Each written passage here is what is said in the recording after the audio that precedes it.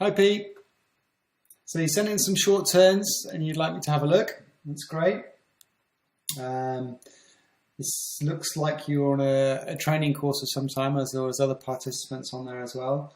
I know this is from a long time ago, but as with anything with skiing, that when we're changing motor patterns, it takes a long time, and after you've skied for such a long time, things don't change that quickly. But it doesn't mean that there isn't good improvements to be made. I know your goal here is moving towards the level 4, and in this clip here we've got some short turns. So from watching your video, there's lots of good things to see. You obviously, to get to this stage of your skiing, you're a solid skier. Just to make it clear, anyone else watching, it's the yellow helmet. So very rhythmical, obviously, and you're getting some good ski performance. I like the way that the skis are deflecting from one side of the piece to the other. And the turn shape is relatively round. You can tell you're using the turn shape to deflect rather than to control speed too much. The slope doesn't look particularly steep, but it's certainly steep enough. Obviously the screen tends to flatten things anyway. Right. You've got a relatively agile, narrowish stance, but that's doing a good job. Okay. You must have some thoughts on what you need to improve here, and I'm pretty sure they'll be accurate. You do. I know you know what you're talking about. It's obviously with you there is one turn that's better than the other, but to just work on the poor side, the poorer side, should I say, it doesn't necessarily help. I think you need to work on the same thing on both sides. Just most people have one foot stronger than the other. You're a left-footed or a right-footed type of skier, so it's pretty natural. So try not to get too bogged down in that. But certainly on your turns on the right foot, turning away from the snow cannons, there's a little bit less ski performance. Okay. You can watch it again. The good thing about working with good skiers is that the feedback can be pretty simple. There can be just simple things to try and do to change it.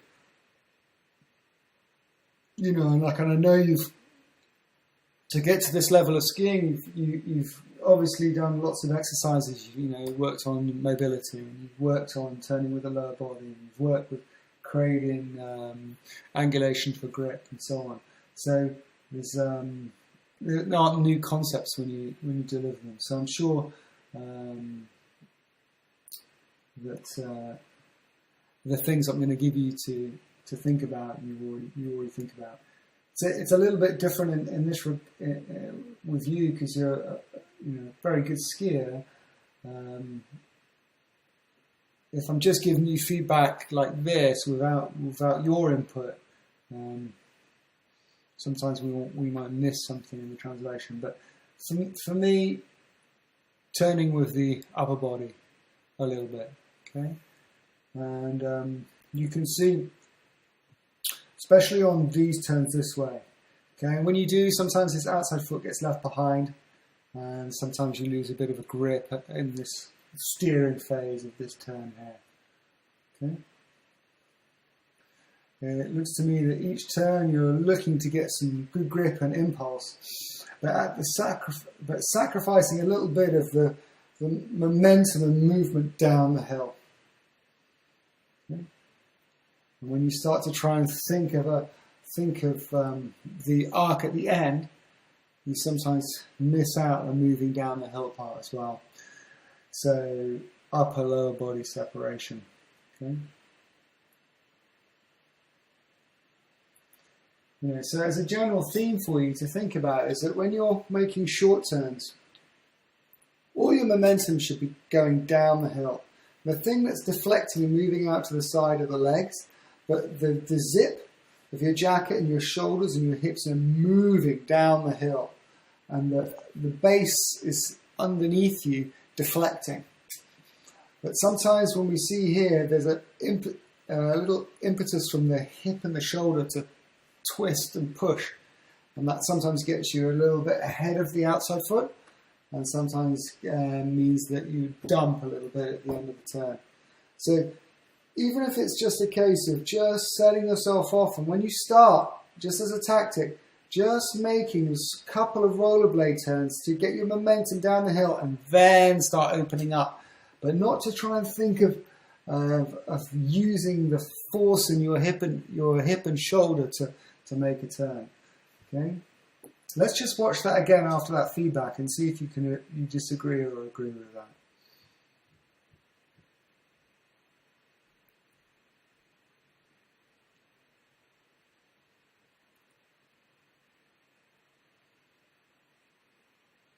Okay, so here's an angle of a video that might it's a good angle, because in this video here I'm making short turns straight towards the camera, and when I'm moving there I'm feeling my momentum moving down the hill, straight down the hill, and my legs are doing the work either side. So just have a look at this. And again here.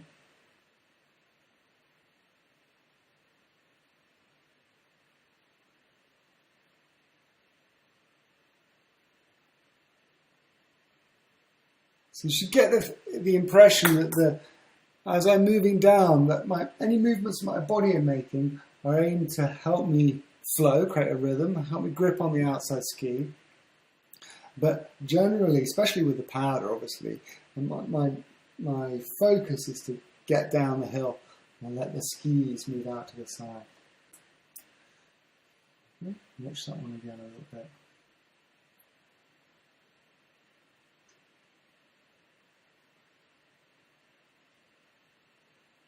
All right. So there's two ways to work at this. Just a simple thing like that, a little cue, shoulders down, hips down the hill, and allow yourself to flow. Imagine the camera's filming you. Imagine that you have a focus of the momentum moving down the hill, and just work with that. Obviously there's drills and exercises, there's the standard ones of, braquage and hockey stops, and garlands as well. Those are all ones that I'm sure you use. But you could, try other things as well, just to make it more interesting for yourself. This little drill here of like a hockey stop with the poles in the waist. I'm trying to turn the feet up the hill, so the feet turn up the hill, but the hips fold forward a little bit, rather than the hip twisting round. Okay. Oops, there's a couple more of those. The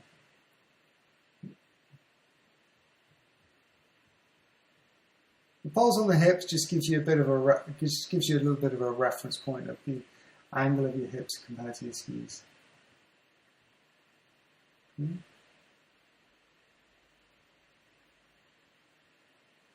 All right.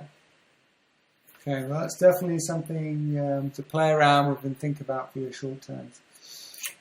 Level 4 short turns, they're round, they're steered, they're gripped, they're flowing. The skier has a great sense of momentum. The skier is able to work with the ski design to create load.